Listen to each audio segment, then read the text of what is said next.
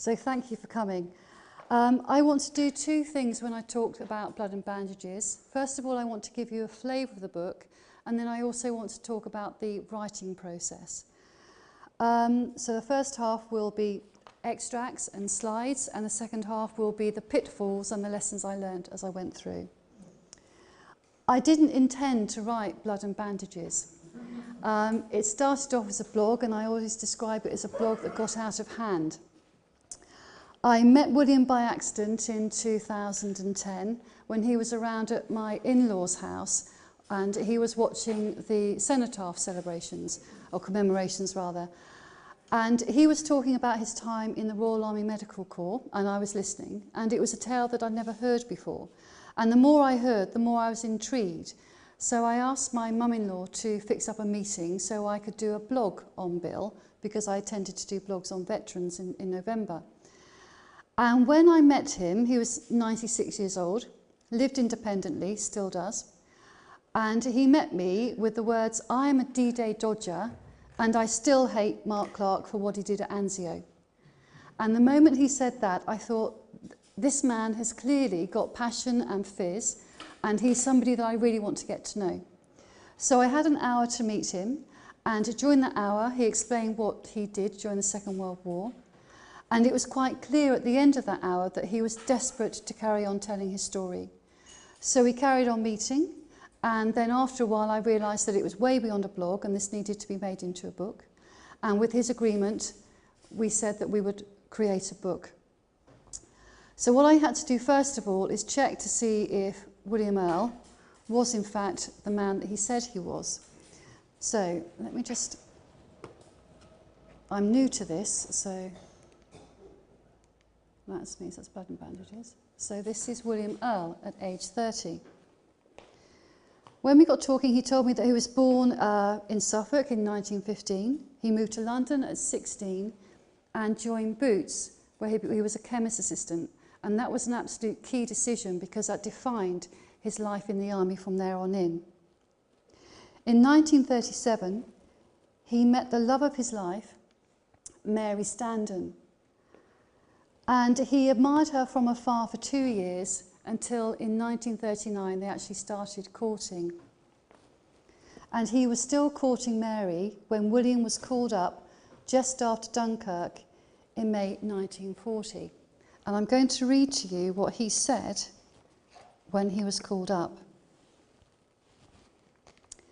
"I thought I'd struck it lucky when I got my call-up papers. I'd been ordered to join a field ambulance in the Royal Army Medical Corps, and in those days we all thought that a job with that lot was safe and easy. I thought I'd just be a male nurse and pick people up and carry them about on a stretcher. Had I known what a field ambulance actually did, I'd have been terribly upset. It was just like being in the infantry, but without a rifle." And what he was describing was his experiences here. Now, well, that's the pointer there. Now, this is the whole chain of evacuation for the Royal Army Medical Corps, and this was taken from the manual in 1935. And if you see, that's the front line up there, okay, and there you're looking at base hospitals down there. So that's your safe area down here, and that's your danger area there. And this is where William was operating. As you can see there, you've got the troops in the line, then the RAP stands for Regimental Aid Post, and what would happen would be the injured would be collected by stretcher bearers, regimental stretcher bearers, and brought back to the various regimental aid posts. There they would receive rudimentary medical treatment, and then it would be the nursing orderlies from the Royal Army Medical Corps that would be going forward from the advanced dressing station to go up to the RAPs to collect them. And the method of collection was any means available. So that could be a stretcher, it could be a blanket, it could be on their backs. Any way possible they would get these men back. They would bring them back to the ADS. There they would receive slightly more medical treatment, but essentially speed was of the essence. They needed to get these men back. So ambulances would be waiting at the ADS. They were driven by the Royal Army Service Corps, and they would ferry them back to the main dressing station, which was the extent, that was the headquarters of the field ambulance, and that was the extent of their areas of operation. So when William says that he would have been very upset had he known what a field ambulance did, he'd be absolutely right, because this entire area here was under fire. At this point, they were under rifle and machine gun fire. At this point, they were under artillery fire, and that will probably go right the way back here. Now, the men in the field ambulance, their job was to treat, collect, and evacuate the wounded, and to bury the dead. A field ambulance was allotted to an infantry division, and they had to follow them in the field of battle. That's why they're a field ambulance. They were so important that if there were too many casualties in a field ambulance, the infantry division that it supported, infantry brigade it supported, would be taken out of the line. They'd be taken out of action. It operated under the Geneva Convention. So when William was being trained, it was drilled into him that he was there to treat, collect and evacuate all the wounded of all nationalities. There was to be no distinction whatsoever made between any of the combatants. The Germans did the same thing. So if the Germans came across any Allied wounded, they would also be treating, collecting them and evacuating them. And William always said that the medical men had no enemies. And that was right. And the Germans often, well, mainly observed the Geneva Convention. So if they saw a whole string of ambulances moving through, they would cease fire. And William also describes an event in Anzio, when it was virtually trench warfare in Anzio, where there was no let up in the fighting. So what the medical men did then when they were standing in a trench is actually two of them would stand up when the firing was going on, they would hold up a red cross, and they would stay standing up, holding up the red cross, until the firing stopped. They would then go out, they would go and rescue the wounded, they would come back to their trench, they would lower the Red Cross flag, and then the firing would start again. And they did this morning and evening in Anzio. The key to a field ambulance was its mobility. Because it was following an infantry brigade in the line, whenever that infantry brigade moved, the field ambulance had to move with them. And the photograph I showed you earlier of Mary, you can see up here, you've got, it's a defaced, well, it's a damaged photograph, and you can just make out that that was probably drawing pins. And that was because sometimes William had to move so fast that this photograph, which had stuck on a wall or on a post, had to be taken down so quickly he didn't even have time to take out the drawing pin. He just ripped down the photograph, bundled it in his possessions, and would get going.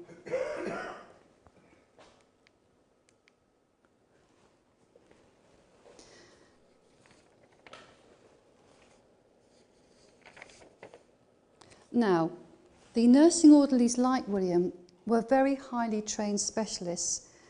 In their training schedule when they first joined up, they would cover anatomy, physiology, camouflage, hygiene, various different triage, all sorts of different medical procedures, because they weren't paramedics, but they had to be as best trained as they could in the field, because they had to know who to collect, how to treat them, and how to safely evacuate them.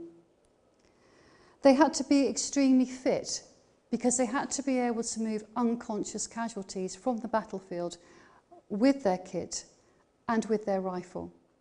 And if you think when you're going onto the battlefield, some of these men would be in extreme pain, so they had to move them carefully when they were trying to move them as well. They had to have a demonstrable inclination to treat the sick.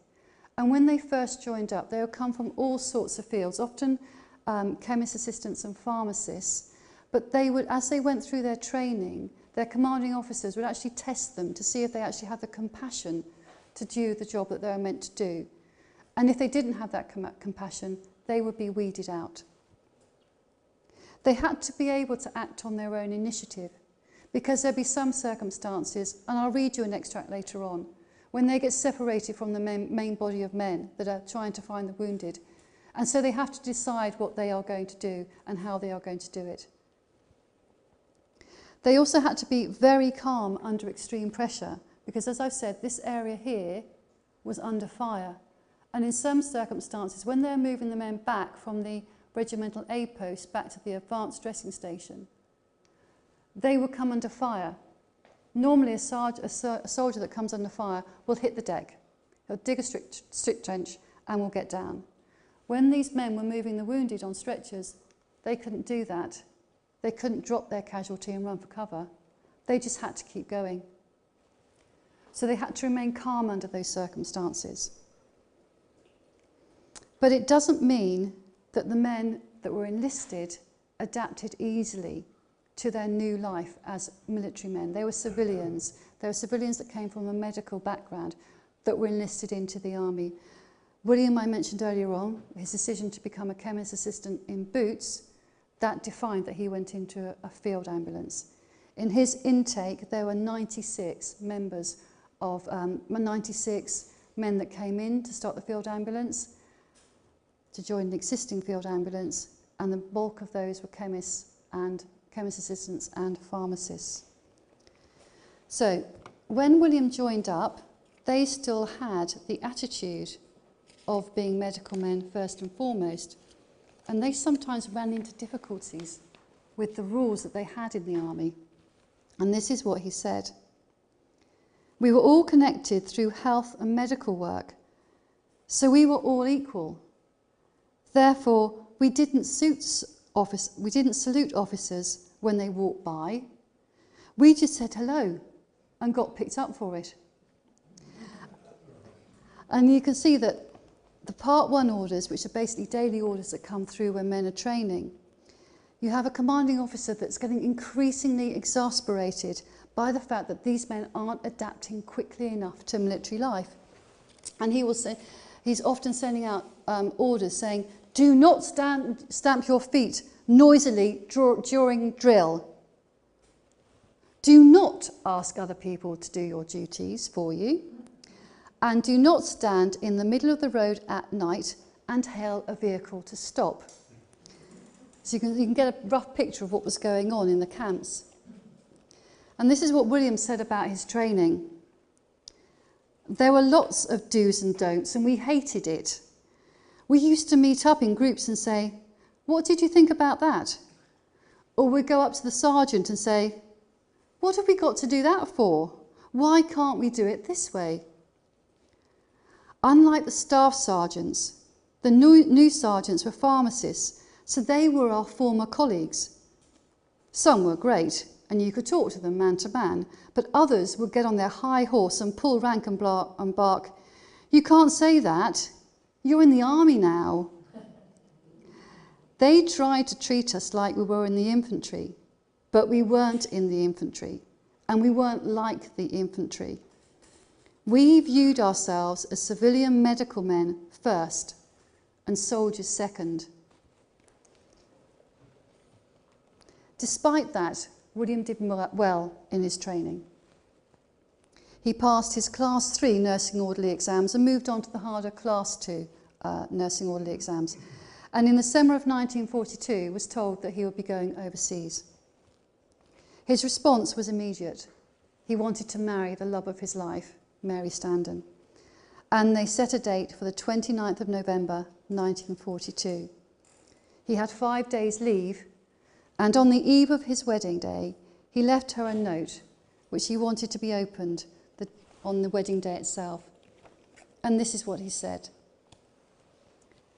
"Dear Mary, when you get this, my darling, I shall be at the church waiting for you to claim you as my own forever to the whole world. I am gloriously happy. No one could be more happy than me, as very soon, darling, you, the most glorious and most wonderful girl alive, will become my darling wife. I do love you madly, and always will. So, darling, I wait for you with all my love and all I possess. Always and ever yours, Will." 6 months later, William left for overseas. He left Mary and their young son David and did not return to England for 3 years.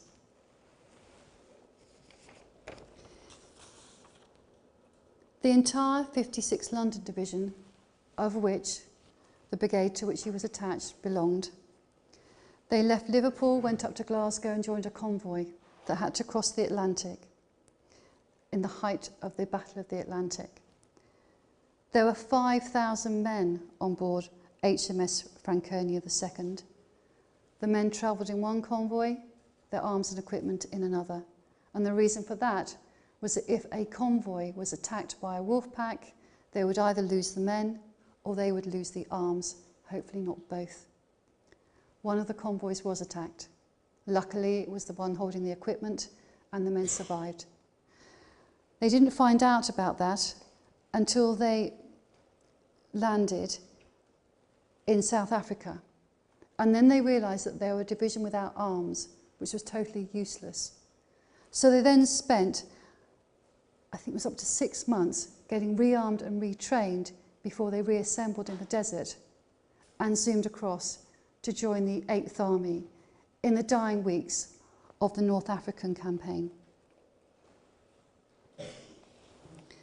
This is what William said when he went into battle for the first time on the 23rd of April, 1943.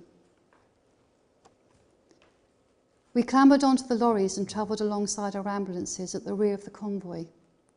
We hung back because if we got too close to the infantry, we could get caught up in enemy fire. As we trundled along the dirt track, we wondered what was going to happen and how we would react when we went into action. Would we cower away? Would we be afraid? Would we be cowards? Would we risk our lives? None of us knew what we would do. Reinforcements were an obvious enemy target, so as we got closer to the action, the Queen started to spread out and we slowed down. The Axis forces opened fire the moment they spotted our troops and the advance stopped. When we looked out from under our flaps, we were horrified to see that 3 or 4 of our ambulances had gone ahead and had got mixed up with the infantry. We looked on helplessly as we saw our ambulances get caught in the middle of a shelling zone. We later learned that when the firing had started, one of our comrades had been so scared that he had frozen to the spot. A shell detonated beside his ambulance and shrapnel tore through its skin straight into his body. It was very sobering to know that before we'd even gone into action, one of ours had been killed. When we went forward again, the mood in the lorry had changed.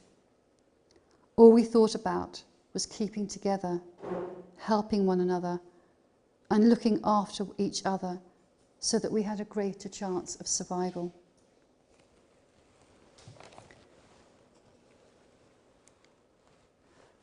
This gives you an idea of what the men actually were facing when they had to recover casualties. So you've there got a rescue from a tree, under camouflage. Bearing in mind, these rescues are probably under fire, across water, and from high-rise buildings. Sorry, that's Mary. That's Frank. Sorry, I've skipped a few slides here, so I do apologise. Now, William's great friend was Frank Allen here. That's William there and Frank Allen there. This is just before they went into action in Tunisia. Frank worked with William all the time, and Frank was a very calming influence on William. And the scene I'm going to describe to you is when he went out with Frank after a battle and they had to look after the casualties and wounded. We never knew what type of injuries we would encounter. Sometimes we would find a soldier screaming in agony because half his leg had been blown off. Other times, we'd attempt to carry a man, but when we grabbed his arms, one of them would come off in his hands. Some men were so badly injured, All we could do was to make them comfortable and leave them there to die. It was grim, but it was what we'd been trained to do, and I felt that if I couldn't do that, then I shouldn't be doing this work. Of course, a big part of our job was to hide our feelings. It would have been unforgivably cruel to show shock, horror, pity or revulsion in front of the injured, especially those who had cried with relief when we arrived. But there was one thing that really turned me over: trying to remove the tank crews from brewed-up tanks. We could do nothing to help those burned men, half men really, and the sight of those poor souls was nasty, really nasty. It was different with the infantry. Their injuries were often less cruel, so they had more chance of survival. We fought hard to save them, and the quicker we could get them back to the advanced dressing station and the main dressing station, the greater the chance they had. But what surprised William as much as anything was the long periods of waiting that he had. Although they were under fire, there were often times when they couldn't go out and retrieve those men. They had to sit in a trench and wait. And it was at those points that William brought out a chess set. He had made a little chess set before he came out from England, and he had taught his great friend Frank Allen the game. So these two men used to sit in their trench with the shells going overhead, waiting to go out and retrieve men like that, and to calm their nerves, they used to sit there and play chess. And on one occasion they were playing chess and they were so involved in the game that they heard a thud nearby, didn't investigate, and only when they're given the all clear to go to leave the trench did they check, and it was an unexploded bomb that landed right beside them, and they'd just been merrily playing chess whilst this bomb was sitting there.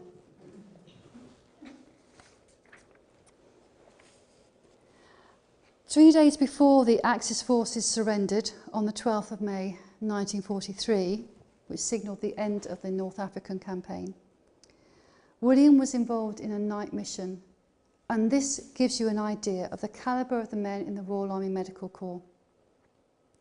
They'd only been in action for 10 days, and they all knew that night missions were incredibly dangerous, because the only thing that protected the men of the Royal Army Medical Corps was their Red Cross brassards. That was the only thing. They didn't have any weapons, that they were non-combatants. And at night time, nobody could see their Red Cross brassards. So when they went out, they often went out in small groups, because then they were less likely to be spotted. And they tried to go out in groups of 6 or 8. The bigger the group, the more likelihood there was that they'd be mistaken for an infantry raiding party.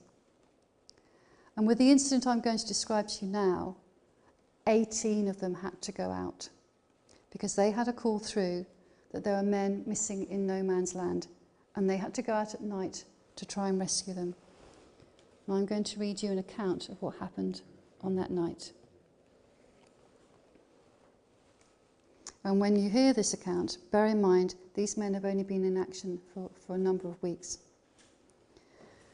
During the search, A1 section, that's William's section, bumped into a German patrol, which attacked them with hand grenades and then made off. Sergeant Abley rallied the section, with the exceptions of Privates Sherwood, Mustoe, Palmer and Gillian, and with the help of some regimental stretcher bearers, continued the search. After the attack, Private Sherwood and Mustoe were together, but separated from the section. Nevertheless, they continued according to their original orders and found a wounded soldier of the Oxen and Bucks and a regimental stretcher bearer. They attended to the man, and the 3 of them carried him on a stretcher back towards the regimental aid post. On the way, they were attacked for a second time, and a grenade burst immediately under the stretcher. The regimental stretcher bearer and Private Mustoe were wounded, and Private Sherwood could not find the stretcher or the original casualty. Private Mustoe was unconscious, and in Private Sherwood's judgment, mortally wounded. he did what he could for him. Dress the wounded regimental stretcher bearer and then carry the latter on his back to the regimental aid post, a distance of 1.5 to 2 miles. During the whole of the return journey, there was incessant shell and mortar fire and some sniping. When they returned from the mission, Private Sherwood and Sergeant Abley were recommended for the immediate award of the military medal, which they got. The saddest thing of that account isn't the fact that men were killed when they were being rescued, because unfortunately that's a fact of war. The saddest thing is that when the men were teamed up to work together, they were teamed up because they got on really well, just like Frank and William. So when Private Sherwood left Mustoe behind and took a stranger back on his back, he left his friend behind, and he knew his friend was going to die. So he had to make that heartbreaking decision of leaving his friend that was mortally wounded or a stranger that had some chance of survival. So these men in the Royal Army Medical Corps not only were incredibly brave, they had to be slightly detached because they had to be able to make those decisions. It didn't mean that they felt any less. They just had to hide those feelings and just carry on with their job.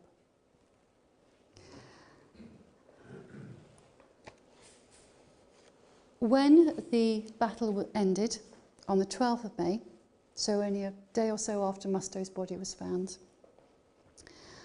William joined an Anglo-German advanced dressing station. As I said at the beginning, the Germans and the British worked together. They didn't have any enemies. So at the end of the North African campaign, the Germans and the Brits worked together at an advanced dressing station to deal with the wounded. And William said that there he realised that the men that he was working alongside were just like him. They had been called up, they had no choice, they had sweethearts and wives and children at home. And that there was a bond that naturally kept them together.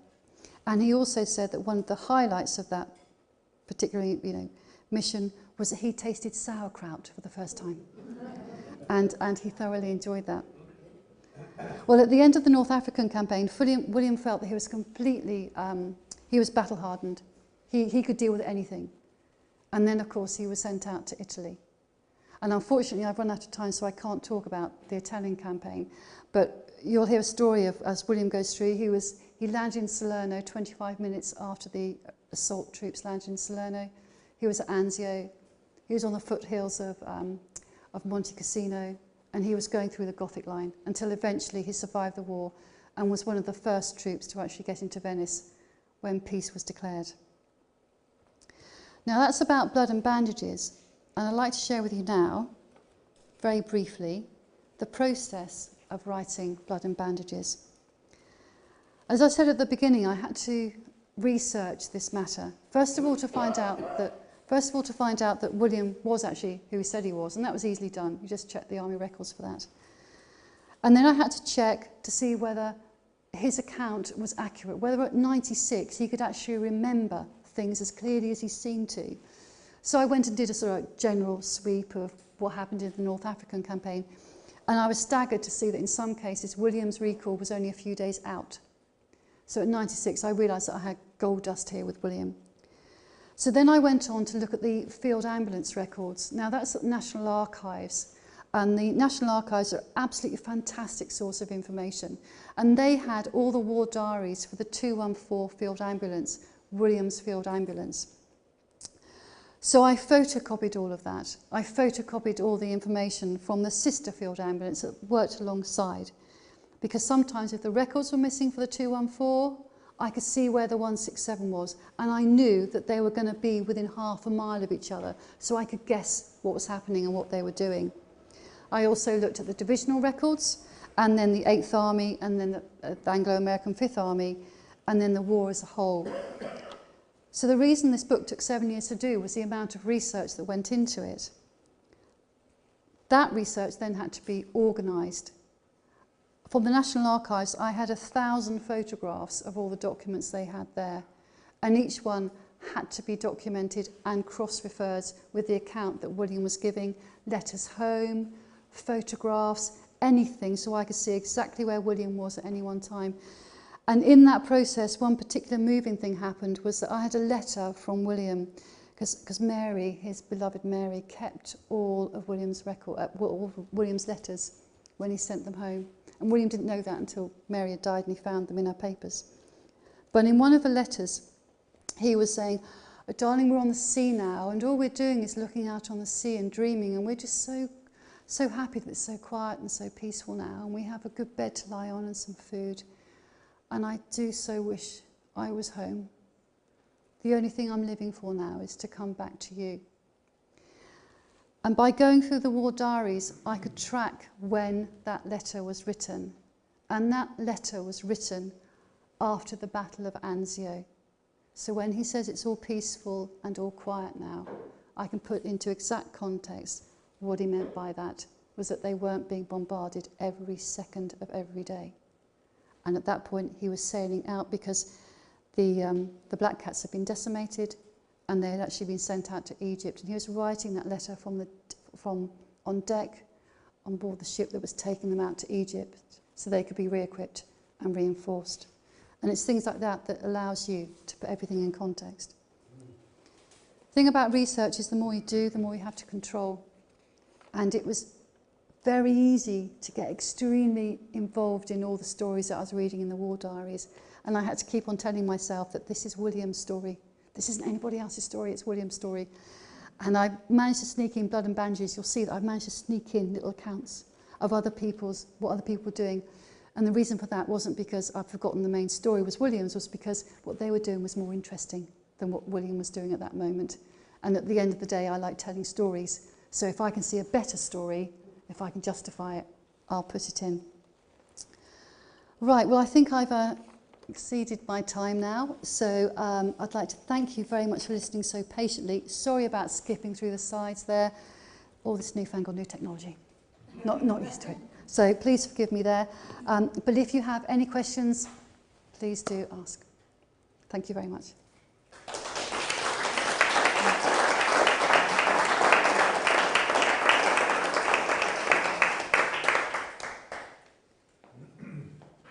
Okay, yes, please.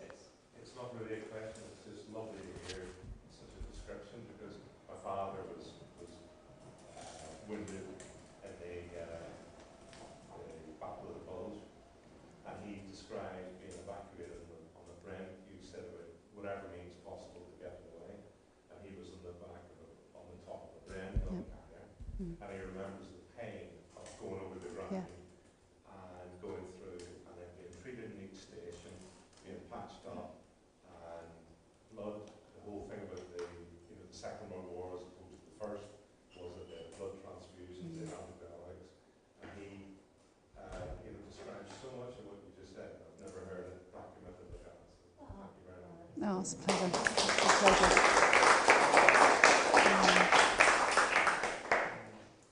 Your father must have been a very brave man. Any more questions? Well, that was where my father was, in all those places. Really? He wasn't a medical man, he was a Royal Engineer. And he was in all those places. Oh, that's... That. Really? Yeah. The Royal Engineers were really interesting, actually, because they used to clear the minefields as well when they went through. So they were incredibly brave men. They had a great sense of humour, the Royal Engineers, too. And I was reading some of their reports. One thing I must say, actually, William sends his apologies. He did hope to be here tonight, but unfortunately he's 102 now, and his eyesight's deteriorating a bit, and so he has to have injections in his eye. And he had an injection yesterday and felt that he wasn't really up to coming tonight, but otherwise he would be here. Any more questions, or are you ready to adjourn to the bar? Well, thank you very much.